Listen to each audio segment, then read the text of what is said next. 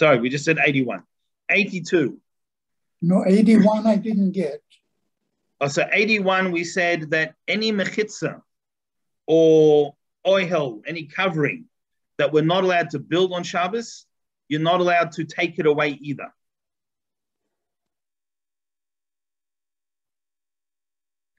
Yes. All right. So in the chat, you made a very good comment that we should try and cover things before Shabbos and take out what we need before Shabbos, because there's other things that are like liquids inside snakes. Yeah, and again, depending where you live, obviously. So there are many things we may want to keep uncovered, but covered up. Many things we want to keep covered up. Thank you. Good point. So demolishing, which removing the covering is considered demolishing. So demolishing is the same as building. Of course, as we said a few weeks ago, demolishing, that's destruction, just like vandalism. That's not the demolishing we're speaking about. You're still not allowed to vandalize and smash, but it's a different sin. Just to, make sure you get, the right one you're doing, God forbid. Okay. 82. Also, you're not allowed to take a covering that's made to shade from sun or rain. Right? An umbrella, in other words. And we mentioned this before, because the umbrella itself is an oil. So we can't put it up, we can't close it, and we can't, even if it's already open, we can't put it over ourselves. Okay, 83.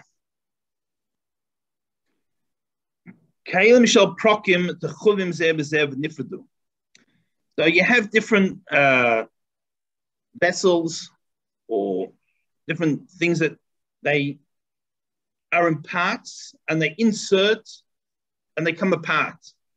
So, for example, when my kids were younger, we had this like a little seat with springs, so they used to jump up and down in. And the frame, it's like slotted together, and it clicked into place. So things like that, or some type, not folding beds, but sometimes they're beds that click into place. Any structure like that. Or it doesn't have to be a structure per se, even if it's a vessel of some sort. I couldn't imagine a pot would work like that. It wouldn't be waterproof, but in theory, even something like a pot or a plate, anything that the different pieces come together and they slot and they come to place. Im darkam liyos tamid rafuyim. Now, if they are always held together loosely, so they're not screwed in, they don't click very tightly, it's always loose. And mutalach hazirim kach. Then you're allowed to put them together loosely, even on Shabbos. Right? So as long as it's something that's always loose, we can put it together loosely on Shabbos. Avol, however, if they're normally in tightly, like the one I was talking about, the baby bouncer, it has to click into place, because if it was loose, then the weight of the child, would come apart as they're moving, God forbid. It'd be dangerous. So it needs to be clicked tightly. And it had little bits that went into a hole even, that held it. So if it's held together tightly, then you're not allowed to put it together even loosely. Even loosely, you can't put it together if it's something that's the norm to be tight. So again, just to quickly the difference again. If it's something that's always held together loosely, it just loosely slots, and that's how you use it, then you're allowed to put that together on Shabbos. That's not considered building. Anything that normally goes together tightly, it has to be, the join is a tight join, then you can't put it together on Shabbos, even if you only put it together loosely. Yes, David. So the kids that make like they call it a tent inside their bed or inside a bunk bed by just using a blanket, that would be okay. Yeah, that's not a problem. So bunk bed sure is not a problem, because if they're putting it across the top, then that could be an oil on Shabbos. On the side is no problem. It's we said a temporary cloth that's not going to stay there is not an issue.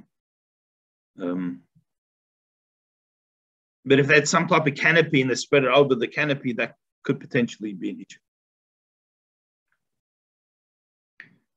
Okay, but here we're actually talking about like if we're talking about a tent, like the frame of a tent. Sometimes they click in together, so that would be a problem.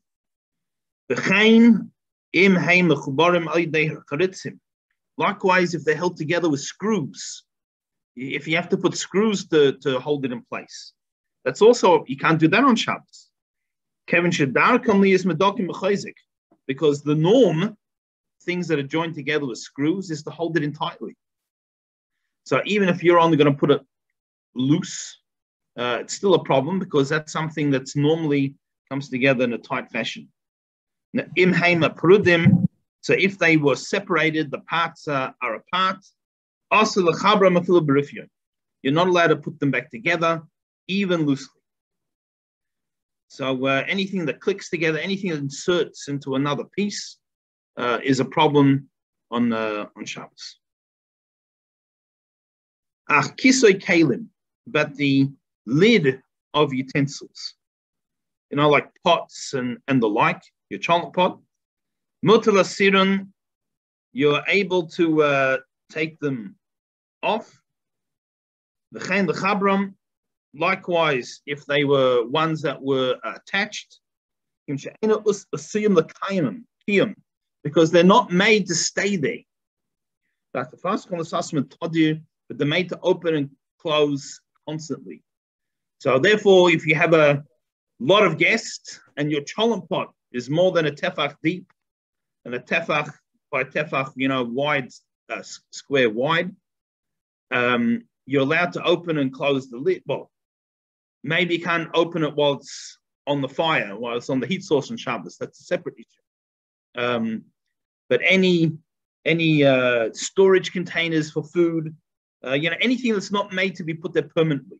So the trunk that we spoke about before, that we said that was problematic, that's because, if you can put things into storage and you close this trunk and they're made, you go on a 3-month journey or whatever it is.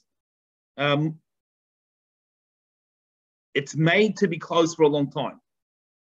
Pots, even though in theory your pot or your jar, you could leave it closed for a long time, but it's also quite normal to open and close it 20 times a day. Yes. This is sort of not under this category of making a tent, but as far as making something permanent or temporary, what about Legos? So Lego is deemed temporary, generally, because you don't leave it. It's made to come apart and be put together again. So the kids can play with Lego. These professional people who make these, structures, go in museums for years at a time. That might be a problem. That could be a problem in Shabbos. But generally, it's made to take apart and put together. So let the kids enjoy themselves. And that's also a definition of going together loosely, because they easily, even though it inserts, but you easily just pull it straight off. You don't have to do anything. Okay. 84. Now, just to give the background to this, ironing on Shabbos is considered a offshoot of laundry, which we can't do on Shabbos. That's part of laundry, we should say, which is an offshoot of bleaching and various things. So they used to have a press. Now you still see them in dry cleaners sometimes, or a tailor, like a very large piece, a long piece. So not just like an iron that we have, but it was like two planks. I mean, today they're not usually wood, but they actually press down the clothes between them, two long planks or plank-looking things. Sometimes a dry cleaner, so they put the whole trouser leg and they bring it down and it just irons it straight. So that's what we're talking about now, those type of things. So a chabish, a press, a clothes presser.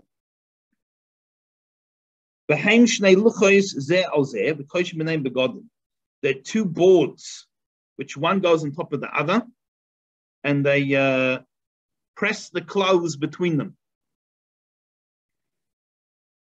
Now, there's two types. There's the ones that people have at home, and then there's professional ones. So, if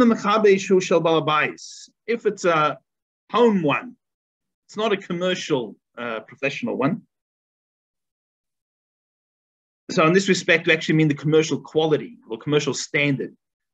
Sometimes there are people who have commercial quality appliances at home. So the difference isn't where it's located. The difference is the effectiveness of the piece. But if it's a regular home one, you're allowed to open it up to take out clothes on Shabbos and Yom Tov. So with these ones is primarily the weight that press the clothes. So you can open it up. So you might have had your, another pair of pants or whatever in the press. And Shabbos morning, you're wearing different pants than last night, and you're allowed to open it up. And even though it's been there in this weight, pressing it down, then you're allowed to take it out on Shabbos Yom Tov to use it. But you can't close it. Right? In other words, you can't press close in it. Because this is weekday type work. So this isn't the technical malacha, but it's like doing, it's one of these things that we'll say it's the spirit of Shabbos that ruins. Now it's doing weekday style things. Now, if you have a press of launderers, dry cleaners or other professionals, so they've got a professional commercial grade clothes presser, you can't open those ones. Because they're closed so tightly. Opening it up is like demolishing. So it's actually connected or very tightly made. So, today's ones that they use in dry cleaners, it's just on a hinge. It just opens and closes. It's the heat, the steam that presses it. It's going to be muksa because it's one of these things you can't use on Shabbos, but the opening per se wouldn't be an issue. In respect to demolishing, being an issue for muksa, so you still can't do it. But these ones was actually like clamped down somehow. So opening it up, which means taking off the board, is like demolishing. Now, even if this professional one was open before Shabbos, and the clothing is just lying there on the bottom layer, you're still not allowed to take the clothes off it on Shabbos Yom Tov, because we have a rabbinical decree, because a person might open it. A person thinks or gets used to the idea that you're allowed to take clothes off this professional grade clothes presser, then they'll think, oh, you're allowed to take clothes from it. And next week when it's closed, I'll open it also, which is a problem. So we don't use it all on Shabbos. So this ironing, this putting things, neatly flat into folds is the things that we can't do. So with this, Anything that you fold up. Let's say you take pants off on a Friday night. Get into pajamas, and they have the creases, so you can't put it neatly into the creases. So it's an issue for those who wear a talus. Many people don't fold their talus on Shabbos for this reason. Now, if you fold it in a way, not the creases, some people, they fold it, they put it, exactly the creases, and they're rubbing the finger along the crease to keep that crisp line. That's for sure problematic. If you just do a rough folding and it's not really in the creases, just to put it away, that's not so much of an issue. But it's a similar idea. We can't use this. Here we're discussing this board in respect to demolishing and opening, but this idea of pressing clothes, we can't iron them or press them on Shabbos. Rabbi? Yes. Can you fold it opposite to the creases? In other words, if the crease is such that when you fold it, it's in one direction, you fold it in the opposite direction, so it doesn't actually fold on. The crease is not, perfectly sharp. Yeah, you can do it like that. Some people sort of roll it up. So my Shabbos talus, I've never folded it on the crease. So although it came in the bag, when I first bought it, it had a nice crease line. But I always do like a rough folding from the beginning. And then, it doesn't take long. The creases are gone. So then it's not really the issue on Shabbos. Thank you.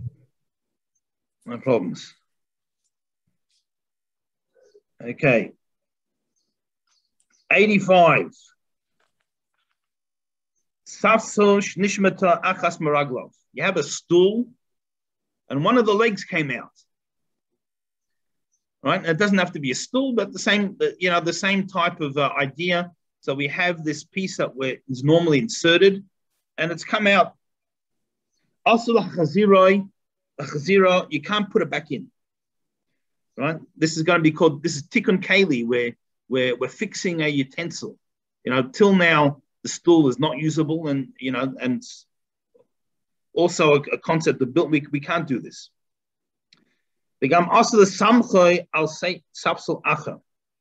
Likewise, we can't lean the stool on another stool. Now, just a side point to this, even if it'll still stand, missing this leg. So if you don't move it, you could use it as is. Right? So if you are able to sit on as it is, right, that's the only time you can lean it on another stool. If you're able to sit on how it is,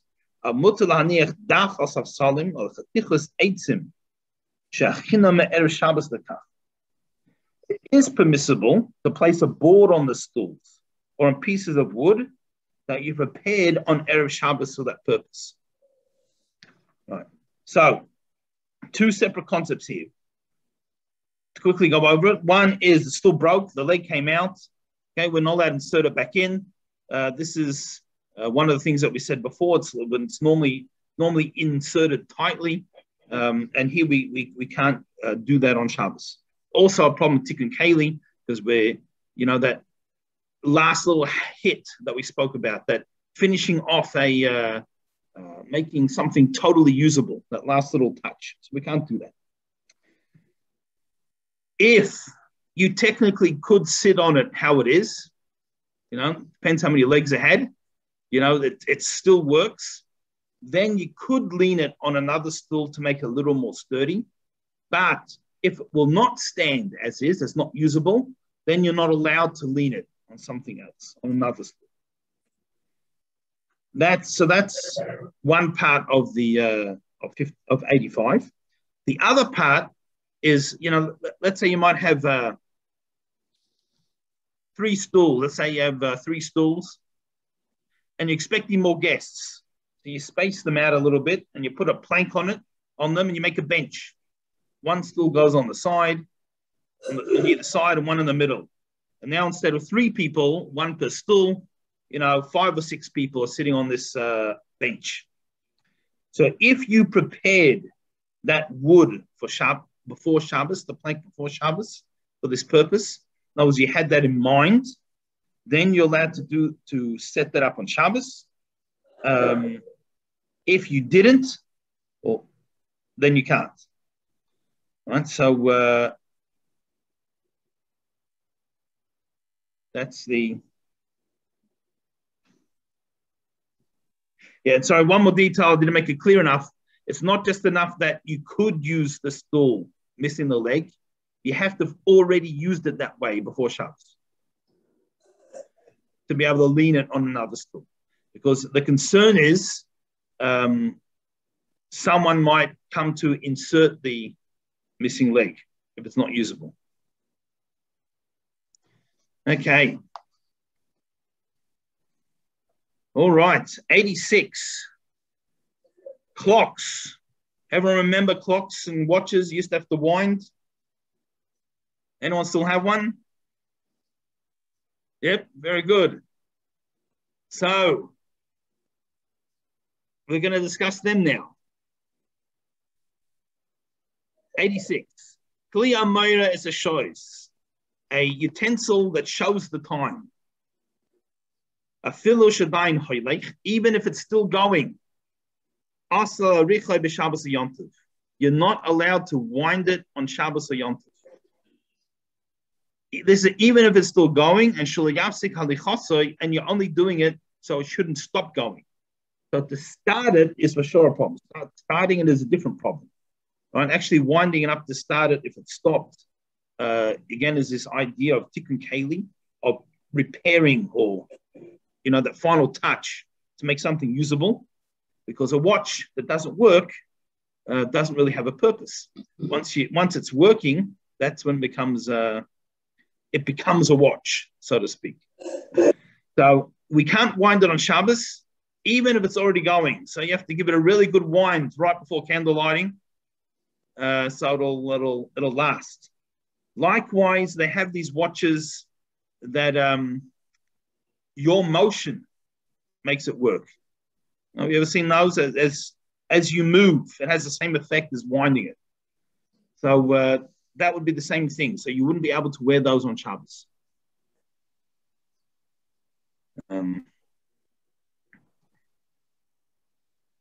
Just a side point to this, nothing to do with these halachas.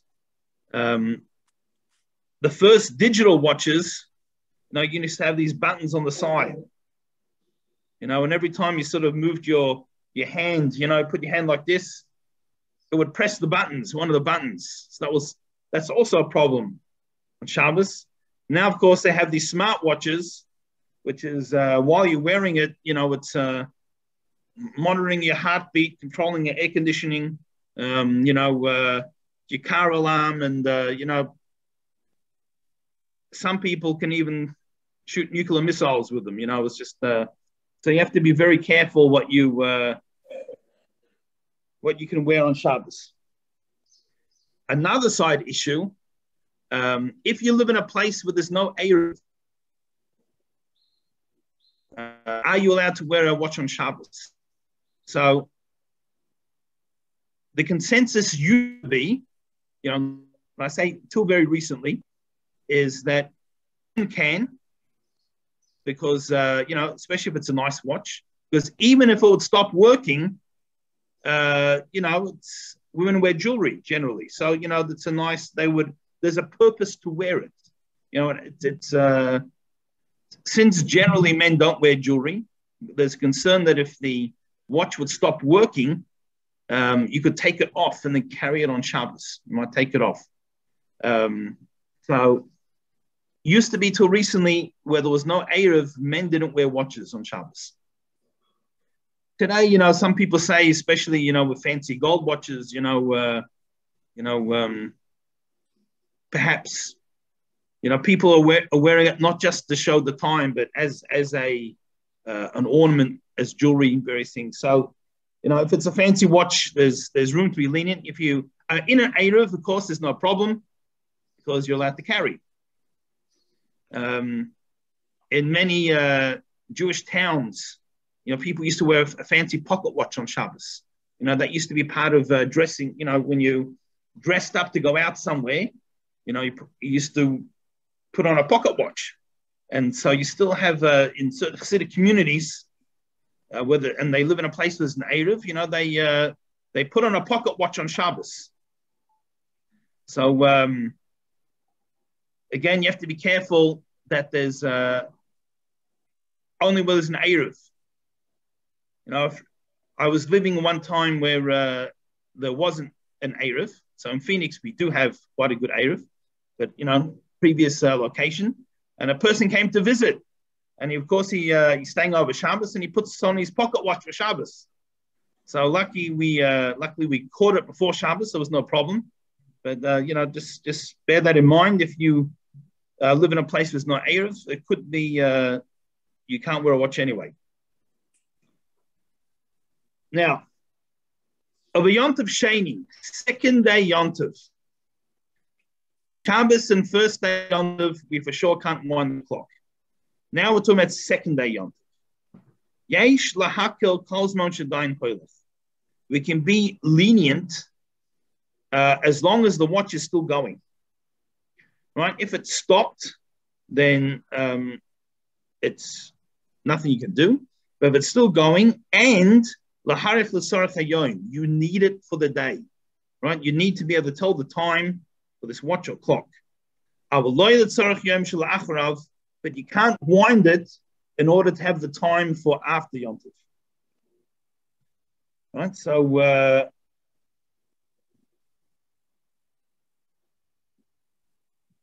so an example of knowing, need for the day, let's say a person needs to know what time to take their medicine, let's say. And again, today, have enough, even if we have a watch we need to wind, there's enough electric clocks and various things around the house that, we could probably make do. Avo. Oh, sorry. So that, now for someone who's not well, right? So they need to know, let's say what time to take their medication. Then they are allowed to wind the clock even on Shabbos, right? Because it's a Rabbanan, it's a rabbinical decree, the winding while it's still going. This is if a non-Jew can't be found to do it. So if you can find a non-Jew to wind it for you, then that's better. But if not, and it's necessary for a person who's not well, then you're allowed to wind it. All right. Any questions on that one? Is that only on the second day, or it's also on the first day? No. So for a chayla, for an unwell person, even on Shabbos. No, but again, if there's a clock in the room and and 3 other clocks in the house, and they don't need winding, it's not really needed. But depends on the circumstances. And obviously, we're not speaking about a life-threatening situation, unwell person, because then for sure it's not a problem. Winding the clock is the least of the issues. But this is, and a chayla also. A sick person doesn't mean someone with a, just slight runny nose. It means someone who's in bed, or if they don't take their medication, it'll be problematic. I keep using the example of a diabetic as an example, because when everything's balanced, they're perfectly healthy, so to speak. Right? So, but they still need to know the time, take their injection or sometimes oral medication, because if they don't space it out properly, then, that's when the problems start. So that would be another example. Okay. 87. Asala shmiya kol shel shir b'Shabbos b'chli o be'vorov. You can't make a musical sound on Shabbos with an instrument or with the limbs of your body.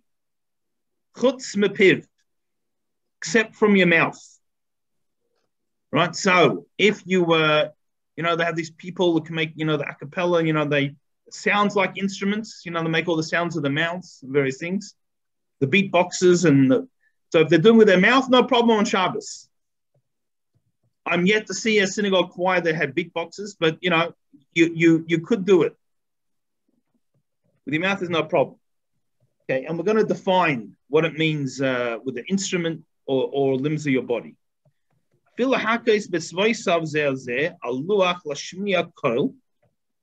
even to snap your fingers. So we can't click our fingers or to tap them on a board that makes a sound. Or the kashkesh be'egois of bezug, the tinish yivke, or to shake, rattle. Okay, they're using example of a nut, these, but we make rattles especially for kids, little kids.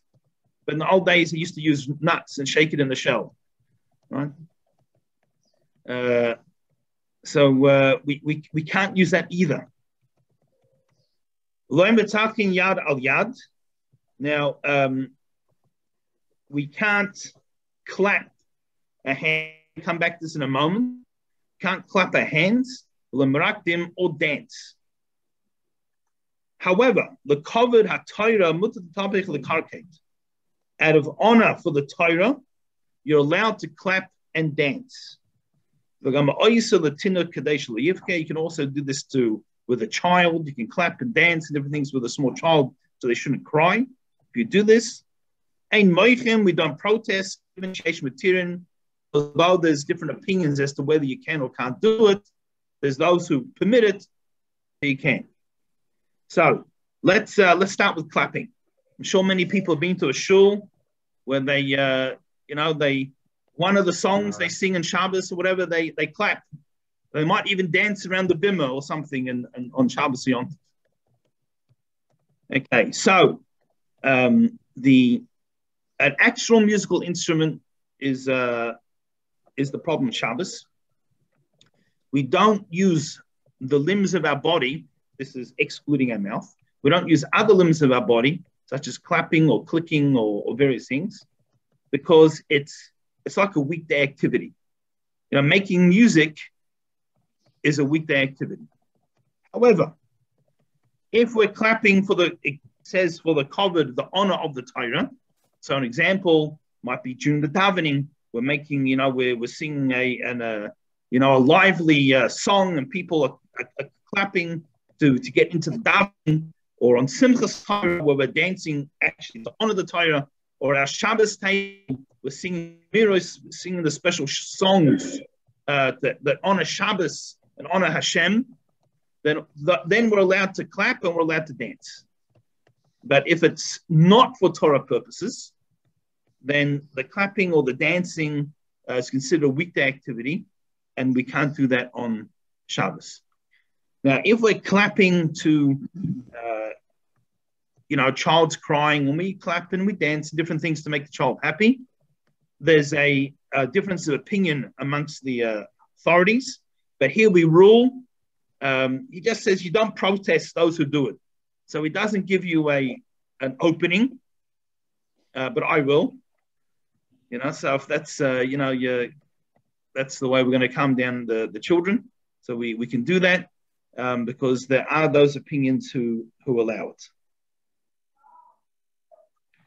Okay, of course, that's the clapping or the dancing. That's not the shaking of the nuts or the rattles or various things. Yes. But we don't see Marav the people. service. Oh, sorry. Go ahead, Irving. Marav service is more Shir Yom HaShabbat. Yeah. To the sound of the 10-string lyre with the music of the lute and the harp. Yes. Okay. Lord, bring gladness. That's right. So in the base of Mikdash, they used to play musical instruments on Shabbos. That was part of the avodah, the service, for lack of better words. Anything was part of the avodah. So anything that was part of the service, overruled Shabbos. So we have a concept that a positive mitzvah overrules a negative mitzvah. So a more common example, since we don't, unfortunately, yet have the Beis Hamikdash, hopefully sometime today it'll be rebuilt. But in the meantime, a bris on the 8th day would be a good example. So we have a positive mitzvah to do a bris on the 8th day of a boy's life. We have a negative mitzvah. We're not allowed to make a wound. We can't draw blood on Shabbos. So that's so you would think you wouldn't be able to do it. But here we have the positive mitzvah comes and overrules the negative. Now, of course, that's only if it's the 8th day, actual 8th day. If it's not that day, then you can do a bris tomorrow. You can do a different time. So it doesn't overrule Shabbos. But when it's the 8th day, it overrules. So in the Beis Hamikdash, there were many things that they did that normally you can't do on Shabbos. They shechted animals. They burnt certain parts, or certain offerings were totally burnt. So in other words, they put it on the fire. They kindled the fire. Okay, often miraculously, the fire came down from heaven, but still, there were times, or at least they were allowed to, even if it wasn't necessary, to kindle a fire on Shabbos. Many, many things that they're allowed to do. And with the daily offering, there was a song of the day, which we say in davening, in place of that. And the Leviim played instruments during the song of the day. So that's even on Shabbos, even on Yom Tov. So all of these positive mitzvahs overrule the negative. So that's for them. That's not for us. Okay, since we mentioned it, as a side point to this, right? When I say it's not for us, that meaning outside the Beis Hamikdash, only when the Beis Hamikdash was in existence, and they had this positive mitzvah to do the service, then that's when the positive overruled the negative, and they could play the instruments. But for us that we're outside the Beis Hamikdash, even when it exists, as we said, hopefully sometime today they'll start the rebuilding. But even when it does exist, if we're outside, we don't have that positive mitzvah to overrule the negative. So when we say the song of the day or whatever happens to be, then it doesn't overrule. Side point to this, when the Beis Hamikdash was destroyed, Rabbi Yochanan Zakkai, he was the leader of the Jewish people at the time, and he made various, we'll say decrees, for lack of a better word. He was the head of the Sanhedrin. They made various rules to remember the Beis Hamikdash. So sometimes they gave us things that we do to remember, and sometimes it's things that we don't do. So an example of something that we do is shaking luv and esrog every day of Sukkot. So when the Beis Hamikdash was in existence, they only took the luv and esrog every day of Sukkot in the Beis Hamikdash. Outside of the Beis Hamikdash, we only took luv and esrog on the first day of Yom Tov. Now we take it every day, so we remember that this concept happened, and when the Beis Hamikdash is rebuilt, we'll know what to do. So that's an example of something he decreed that we do to remember. Something that he decreed we don't do is we don't play musical instruments during synagogue services, during davening. Right? So since they had music in the Beis Hamikdash, we don't. Although there are some places in the Orthodox world that sometimes play instrument at various places, usually it's in an informal, like a camp, or they were sort of informal places, not an actual synagogue per se. So it's not so much an issue. But this is one of the things. So actual instruments don't overrule Shabbos. But here we said the clapping, dancing, if it's something that increases the honor of Torah, so that's like in Simchas Torah, the dancing. That's if we're singing a lively song as part of our davening, so it makes the davening more exciting and spiritual, gets people into it, or our zemiris, the songs we sing at the Shabbos table, all of those things, then we're allowed to dance and to sing. Yes. So we're saying that it's permissible for the honor of Torah to clap and dance, but at the same time, you don't see anybody doing an applause. If the rabbi gives a great speech, nobody's applauding. So that here we're talking about clapping for musical purposes, specifically. Regular clapping for applauding, this would be like considered non-spiritual sort of clapping. So in general, we don't applause. Not every speech deserves an applause, by the way. So that's another story. But even if it does, then that's considered like a weekday activity. So as we said at the beginning of this little halakha, that the reason we don't clap and because clapping and dancing is like a weekday activity. So applauding for someone is also considered a weekday activity. All right. We have 1 minute left, so we probably won't start the next one. But any more questions?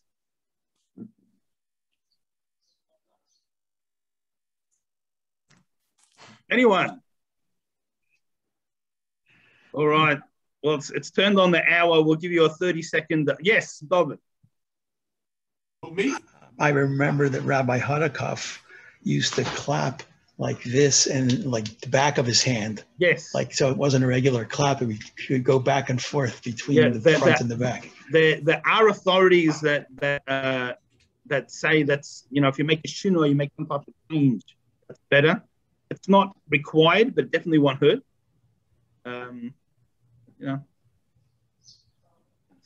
Okay. Well.